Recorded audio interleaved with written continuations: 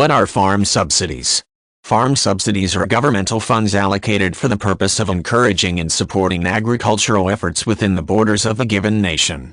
While this type of government subsidies vary from one nation to another, most will include some provisions for smaller family-owned farms that rely on crops as a way of creating a revenue stream that supports the family living on the farm. Many farm subsidies are also granted to commercial farmers who produce larger quantities of crops that are sometimes exported as well as processed for domestic use. In many nations, farm subsidies are used to help offset factors that undermine the farming effort.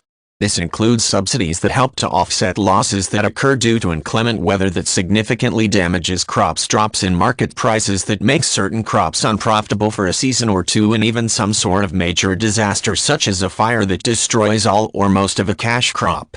The limitations on the subsidies are often based on the type of crop that is grown and the size of the farming operation.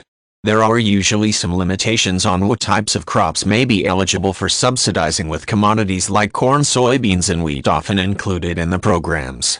Other types of commodities are also often eligible for farm subsidies, including peanuts, coffee, and sugarcane.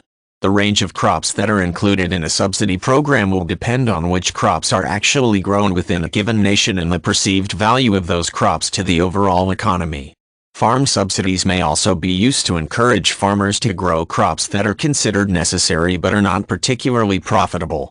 In this scenario, governmental officials overseeing the subsidy program will determine that production of a certain amount of these lesser crops is in the best interests of the nation overall.